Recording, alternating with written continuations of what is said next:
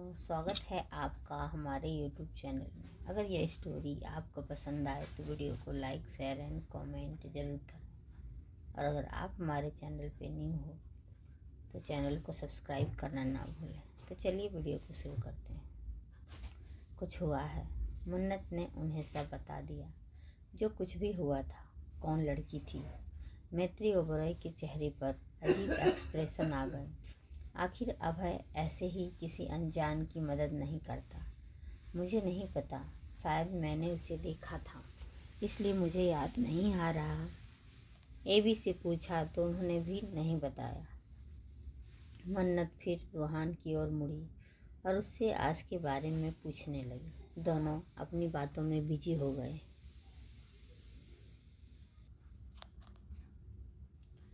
मैत्री ओबरॉय मन्नत की कई बातों के बारे में सोचने लगी। कल अभय से इस बारे में बात करती हूँ, उन्होंने सोचा। मन्नत जब रूम में आई तो अभय वहाँ नहीं था। वो बालकनी में गई तो अभय से रेलिंग से टिककर खड़ा किसी सोच में था। एबी, चलो सोते हैं। मन्नत ने उसे पुकारा लेकिन उसने सुना नहीं। मन्नत उसके पास गई और उसका हाथ हिलाते हुए उसने अपना सवाल दोहराया। अभय जैसे किसी नींद से जागा। तुम जाओ, मैं आ रहा हूँ। ठीक है, मुझे बहुत तेज नींद आ रही है, आप जल्दी आ जाना। मन्नत उबासी लेते हुए बोली और जाने के लिए मुड़ गई। अभय ने उसे जाते हुए देखा, फिर उसे बेड पर लेटते हुए। जल्द ही वो सो गई। वो सोते हुए बहुत मासूम लग रही थी। उसे देखते हुए अभय की बेचैनी बढ़ गई। वो जल्दी से उसकी तरफ पीठ करके खड़ा हो गया। उसे फिर वही सब याद आया जब वो रूप में घुसा था और उसने मीरा को उस मजबूर हाल में देखा था। लेकिन उस वक्त उसकी नज़रों में मीरा नहीं, मन्नत थी। उसकी आंखों में मीरा की हाल को नहीं बल्कि मन्नत को सोच रही थी। जब मन्नत उस रात में उस रूम में ऐसे ही मजबूर, बेबस, डरी हुई थी और उसकी बेबसी की वजह वो खुद। दोबारा ये सोचकर उसकी पकड़ रेलिंग पर कस गई। लेकिन ये सच ही तो था। आज जिस हाल में मीरा थी उसी हाल में उस रात मन्नत थी। हाँ, वो मीरा के कंपैरिजन में ये सब समझने के लिए काफ़ी इमेच्योर थी। लेकिन उसका डर वही था और उस बूढ़े आदमी की जगह वो खुद। अभय को खुद से घिन महसूस हुई। ये सब सोचकर वो अंदर ही अंदर जल रहा था, बेहद बेसुकून था। आज मीरा को उसने बचा लिया लेकिन उस रात उसकी मन्नत को उससे बचाने कोई नहीं आया था। कैसा महसूस कर रही होगी वो, उससे कितना डर रही थी वो, बार बार उससे कितनी रिक्वेस्ट कर रही थी। कैसे उसे देखते ही मीरा की आंखों में चमक आ गई थी। लेकिन उस रात जैसे जैसे रात गुजर रही थी उसने मन्नत की आंखों से वो चमक छीन ली थी। मैं इतना घटिया कब हो गया। उसने गहरी सांसें ली जिसने उसकी बेचैनी जरा भी कम नहीं की। उसने अपनी पॉकेट को छुआ। वो स्मोक करना चाहता था लेकिन उसकी पॉकेट खाली थी। उसे याद आया, उसने स्मोक करना छोड़ दिया। आखिर वो मुड़ गया और रूम में आ गया। वो बेड पर आया और मन्नत को कस कर हक कर लिया। उसका चेहरा मन्नत की गर्दन में छिपा हुआ था। जैसे ही उसने मन्नत की खुशबू इनहेल की उसे थोड़ा सुकून महसूस हुआ। I am really sorry, I know I don't deserve you, लेकिन मैं सेल्फिश हूँ। मैं तुम्हें छोड़ नहीं सकता, नेवर। एबी, मुझे गर्मी लग रही है। मन्नत ने कसमसाते हुए आंखें खोल दी। अभी भी बेहद नींद में थी। सो जाओ। पहले आप मेरे ऊपर से हटो तो। नहीं, ऐसे ही सो जाओ। वो 1 इंच भी नहीं हिला। मन्नत गुस्से हुए मचलते हुए बोली, आप हमेशा अपनी मर्जी चलाते हैं। अगली सुबह मन्नत हल्की सी आंख खोली और एकदम से उसकी सारी नींद गायब हो गई। वो जल्दी से उठकर बैठ गई। एबी, मुझे बचाओ, किसी ने मुझे किडनैप कर लिया है, वो चीख उठी। मैंने तुम्हें किडनैप किया है। Do you like that kidnapping, little rose. Mannat जो अपने आप को किसी और रूम में देखकर शॉक में थी, उसने सर घुमाकर देखा। अभय उसके बगल में लेटा मुस्कुरा रहा था।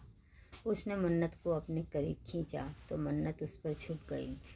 फिर वो थोड़ा उठकर उसके माथे पर किस करते हुए बोला, happy birthday my little rose.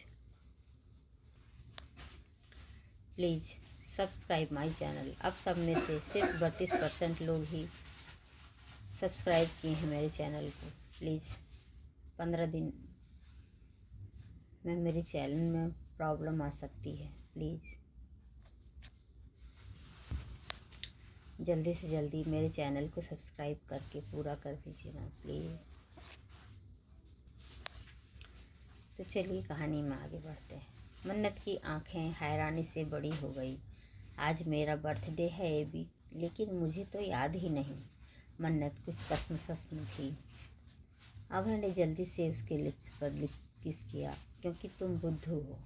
AB, आपने मुझे बुद्धू कहा। मन्नत गुस्से से घूरने लगी। नहीं लिटिल रोज, मैंने कहा हैप्पी बर्थडे, वो चार्मिंग हंसते हुए बोला। फिर उसने मन्नत को पूरा खुद के ऊपर खींचकर उसे टाइटली हग कर लिया। एबी, मुझे बहुत सारे गिफ्ट चाहिए। अच्छा, और उसने अपने सीने से लगाए प्यार से बोला, और घूमने भी जाना है, और आज आप मुझ पर गुस्सा नहीं करेंगे। और मन्नत ने जल्दी से उसके मुंह पर हाथ रख दिया। आप और क्यों कर रहे हो? मुझे याद नहीं आ रहा। जब याद आएगा तो बता दूंगी। अभय ने उसका हाथ हटाया और उसे बेड की दूसरी साइड लेटकर उठकर बैठ गया। चलो बाहर चलते हैं। मन्नत जल्दी से उठी और इधर उधर देखते हुए बोली, एबी, ये हमारा रूम नहीं है। हम कहाँ पर हैं? विंडो से बाहर देखो। मन्नत उसकी बात मानते हुए उठी और जल्दी से विंडो के पास गई। बाहर देखकर उसके होश उड़ गए। बाहर एकदम कोहरा था। उसके फेस एकदम विंडो ग्लास पर चिपका दिया। इस कोहरे में वो बाहर का खूबसूरत नज़ारा देख पा रही थी। तुम्हें पसंद आया? अभय की आवाज़ एकदम से आई। मन्नत जल्दी से पीछे मुड़ी और उसका हाथ पकड़कर एक्साइटेड होते हुए बोली, हाँ, ये तो हमारे गार्डन से भी सुंदर है। और बाहर वाइट वाइट क्या है? मैं देख कर आती हूँ। इतना कहकर वो बिना उसका जवाब सुने रूम से बाहर भाग गई। अभय वहीं खड़ा रहा। अभी 2 ही सेकंड बीते थे कि मन्नत जल्दी से भागते हुए रूम में आई। फिर अभय के पास आकर कांपते हुए, एबी, बाहर कितनी सर्दी है। हाँ, क्योंकि ये मुंबई नहीं मनाली है। यहाँ इतनी ही ठंड होती है। एबी, बहुत ठंड है, मैं बाहर नहीं जाऊँगी। कुछ देर बाद अभय ने मन्नत को कई सारे गर्म कपड़ों से लाद दिया। आखिर में वो खड़ा होकर उसे देखते हुए बोला, कुछ मिसिंग है। फिर वो मफलर लेकर आया और मन्नत के गले में लपेट दिया। अब तुम्हें ठंड नहीं लगेगी। उसने मन्नत को देखा जो बहुत नाखुश नज़र आ रही थी। उसने उसके गालों को छुआ जो ठंड से कुछ लाल पड़ गए थे। ये ज़रूरी है, वरना तुम्हें कोल्ड हो जाएगा। वो जब मन्नत को लेकर नीचे आया तो रूहान, मैत्री ओबेरॉय, लीना ने उसे बर्थडे विश किया। मैत्री ओबेरॉय उसका अजीब एक्सप्रेशन देखते हुए बोली, तुम उदास क्यों हो? अभय ने तुम्हें डांटा। ऐसा कहकर वो अभय को घूरने लगी। एबी ने मुझे इतने सारे कपड़े पहना दिए, मैं ठीक से चल भी नहीं पा रही और मैं अच्छी भी नहीं लग रही। रूहान ने मन्नत के ऊपर गौर किया तो हंसते हुए बोला, आप तो बिल्कुल सेंटा क्लॉज लग रही हैं। उसने खुद पर हंसता देख मन्नत ने अपने गले से मफलर निकालकर अभय के ऊपर फेंकते हुए गुस्से से बोली, देखा आपने, सब मेरा मजाक बना रहे हैं। मैं बिल्कुल भी अच्छी नहीं लग रही। आप हमेशा अपनी मर्जी चलाते हैं। वो गुस्से से सोफे पर जाकर बैठ गई। आज मेरा बर्थडे है और सब मेरा मजाक उड़ा रहे हैं। अभय ने रूहान को घूरा, तुम्हें वापस मुंबई जाने की बहुत जल्दी है। रूहान ने अखवाड सी स्माइल पास की और अपना मुंह बंद ही रखा। इतनी रिक्वेस्ट के बाद तो वो उसे यहाँ लेकर आया था, वरना उसका प्लान तो सिर्फ मन्नत को लेकर यहाँ आना था। फिर अभय मन्नत के पास गया। ठीक है, तुम ये सब निकाल दो, उसने सादे तरीके से कहा। उसके कहने की देर थी कि मन्नत ने जल्दी जल्दी सब निकाल दिया। वो सिर्फ एक वोलन कार्डिगन और जींस में थी। अभय उसे ये सब करते हुए गहरी नज़रों से घूर रहा था। चलो घूमने चलते हैं। मन्नत खुशी से सोफे से खड़ी हुई और उसका हाथ पकड़ते हुए बोली, जल्दी चलो। बाकी तीनों को सैंपति नज़र से देखने लगे। अभय ने मन्नत का हाथ पकड़ा और उसे लेकर बाहर चला गया। उनके जाते ही रूहान सोफे पर बैठते हुए बोला, मेरी सिस कितनी भोली है और मेरा बेटा एकदम बेस्ट एटलीस्ट उसे अपने प्यार पर तो थोड़ा तरस खाना ही चाहिए। वो भी आकर सोफे पर बैठ गई। दोनों ने सोफे से अटैच बलून ब्लैंकेट से खुद को पूरी तरीके से ढक लिया। फिर भी उन्हें ठंड का एहसास हो रहा था। आखिर मुंबई के कंपैरिजन में यहाँ बहुत ठंड पड़ती थी, जो उनके लिए बर्दाश्त करना मुश्किल था। मुझे शाम के लिए कुछ प्रिपरेशन देखनी है, इतना कहकर लीना वहाँ से चली गई। अभय मन्नत का हाथ पकड़े सड़क पर सामने की ओर देखते हुए चल रहा था। वो महसूस कर सकता था कि मन्नत काँप रही थी। मन्नत जैसे ही फार्म हाउस से बाहर निकली, एकदम से ठंडी हवा जैसे उसकी रूह से टकराई। लेकिन उस वक्त वो एक्साइटेड थी तो उसे इतना एहसास नहीं हुआ, लेकिन हर कदम के साथ उसे शदीद ठंड का एहसास बढ़ता गया। अब वो काँप रही थी। उसका चेहरा, हाथ ठंड से एकदम लाल पड़ गए थे। लेकिन फिर भी उसने अभय से ये कहने की हिम्मत नहीं हुई कि उसे ठंड लग रही थी। आखिर ये उसकी बेवकूफ़ी का नतीजा था। अभय उसकी ठंड से कांपती ठंडी हथेली को फील कर रहा था, साथ ही उसकी हर फीलिंग समझ रहा था। बावजूद इसके उसने एक लफ्ज़ न कहा। आखिर वो उसे सबक जो सिखाना चाहता था। मन्नत को लगा जिसका जिस्म सुन्न पड़ता जा रहा है, अब उसमें और बर्दाश्त करने की हिम्मत नहीं है। वो कुछ कहती उससे पहले अभय ने उसकी हथेली पर अपनी पकड़ कसते हुए कहा, तुम इसी प्रिटी ड्रेस में तुम काफ़ी अच्छी लग रही हो। जब वो उसकी तरफ मुड़ा तो देखा उसकी नाक बह रही थी। उसने अपनी पॉकेट से रुमाल निकालकर उसकी नाक साफ की और मन्नत कांपते हुए बोली, एबी मुझे बहुत तेज़ सर्दी लग रही है। ठंड से उसके दांत किटकिटा रहे थे। अभय मुस्कुराया, लिटिल रोज, जो लोग ठंड में गर्म कपड़े नहीं पहनते उन्हें ठंड लगती है, आई नो। वो मन्नत को लेकर आगे बढ़ने लगा तो मन्नत अपना हाथ खींचते हुए बोली, आई एम सॉरी एबी, अब से मैं आपकी सारी बातें मानूंगी। गुड। वो फिर आगे बढ़ने लगा तो मन्नत उसका कोट खींचते हुए बोली, एबी मुझे ये दे दो ना। अभय ने अपने ओवरकोट को देखा, फिर उसे, इसे पहनकर तुम्हारी प्रिटी ड्रेस दिखेगी नहीं। वो मुस्कुराते हुए बोला, लेकिन इस खतरनाक मुस्कुराहट के पीछे गुस्सा छिपा था। आखिर मन्नत उसकी हर बात के खिलाफ जाने लगी थी। उसे सबक तो सिखाना ही था। मन्नत ने सर नीचे कर लिया और धीरे से बोली, सॉरी। फिर छोटे छोटे कदम लेते हुए वो एकदम उसके करीब आई और उसके कोट में घुस गई। फिर किसी बिल्ली की बच्चे की तरह अपना चेहरा उसके चेस्ट पर रब करते हुए क्यूटली बोली, एबी आज तो मेरा बर्थडे है ना, आज आप मुझ पर गुस्सा नहीं करेंगे ना। अभय ने उसे खुद से दूर किया और अपना ओवरकोट निकाल कर उसे पहना दिया। उसके ओवरकोट में मन्नत पूरी तरह से ढक गई। अभय ने उसकी स्लीव्स फोल्ड करते हुए उसे वार्निंग दी, अब कभी ऐसा करोगी तुम? मन्नत ने जल्दी से ना में सर हिलाकर सीरियसली कहा, बिल्कुल नहीं, अब से मैं बहुत सारी कपड़े पहनूंगी, सच्ची। अभय ने उसके सर पर तेजी से टैप करते हुए कहा, इडियट, आई मीन फिर से मेरी बात टालने की हिम्मत मत करना। मन्नत ने अपना माथा सहलाया, आउच, हाँ नहीं करूँगी। अभय उसे कई जगह लेकर गया। उसने मन्नत को कई चीज़ों से रूबरू कराया जिससे वो अनजान थी। शाम के वक्त दोनों के घर के रास्ते पर थे। मन्नत अचानक रुक गई। क्या हुआ? मन्नत थकी हुई सी बोली, मैं थक गई। ठीक है। अभय उसे गोद में उठाने वाला था कि मन्नत एकदम से पीछे होते हुए बोली, ऐसे नहीं, पहले आप नीचे बैठो। अब उसे अजीब नज़रों से घूरा, फिर नीचे पंजों के बल बैठ गया। मन्नत जल्दी से उसकी पीठ पर चढ़ गई। उसने अभय की गर्दन पर अपने हाथों को लपेट लिया। ऐसे अभय ने सर हिलाया और उसे संभालते हुए खड़ा हो गया। मन्नत उसके स्वेटर पर अपने चेहरे को रब करते हुए बोली, एबी, आप इस ड्रेस में काफ़ी अच्छे लग रहे हैं। आप हमेशा ऐसे कपड़े पहना करो। अभय उसकी तारीफ सुनकर मुस्कुराया। उसे आज शर्ट के ऊपर वोलन स्वेटर पहना था। इस अंदाज में वो किसी कॉलेज गोइंग बॉय की वाइब्स दे रहा था। उसने चलते हुए जवाब दिया, जहाँ हम रहते हैं वहाँ ठंड नहीं पड़ती, तो हमें वहाँ नहीं रहना चाहिए। मन्नत ने जल्दी से कहा, लेकिन फिर कुछ सोचते हुए बोली, नहीं नहीं, वही सही है। वहाँ तो कम से कम आप मुझे एक आइसक्रीम तो खाने देते, यहाँ तो आपने मुझे एक भी नहीं खाने दी।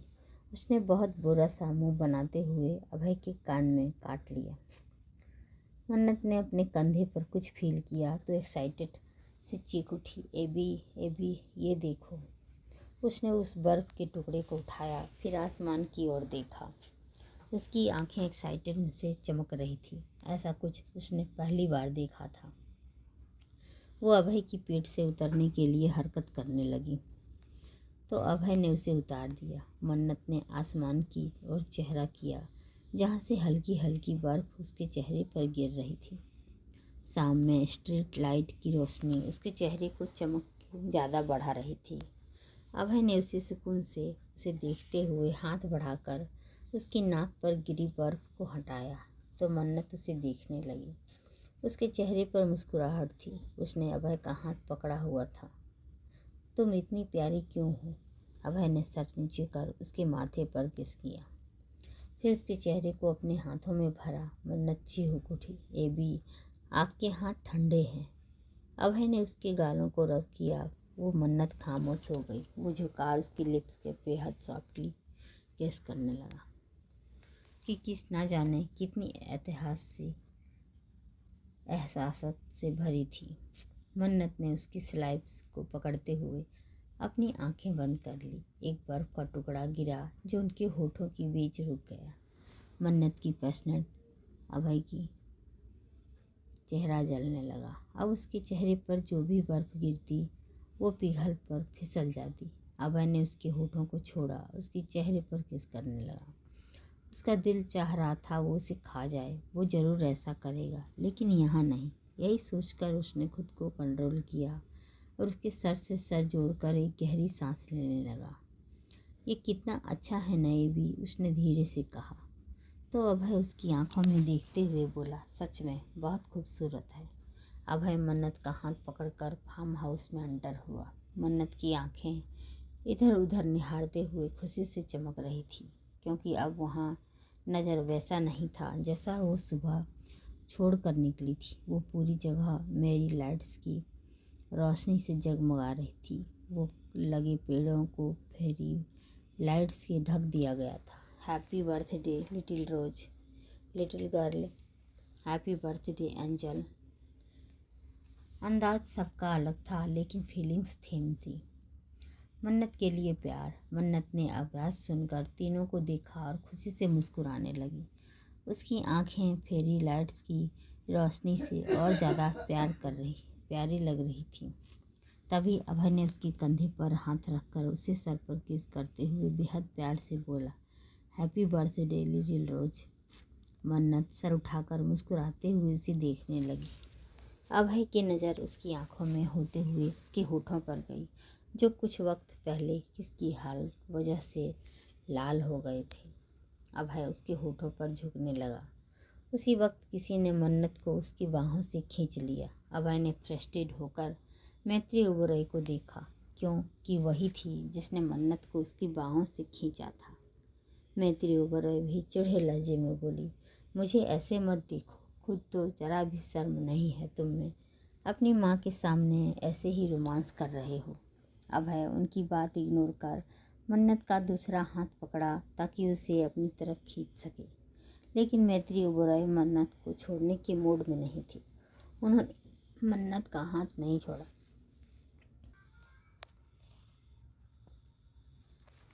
मन्नत की नज़र तो सामने केक पर थी। उसने दोनों से हाथ छुड़ाया और दोनों को इग्नोर कर भागते हुए टेबल पर गई वाह, ये केक तो कितना अच्छा है। मैत्री ओबेरॉय उसके पास आते हुए बोली, वेल, तुम्हें पता है ये केक तुम्हारे अभय ने तुम्हारे लिए बनाया है।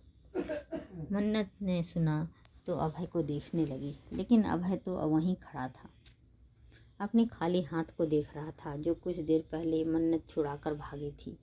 उसे मन्नत की इन हरकतों से सख्त चिढ़ थी।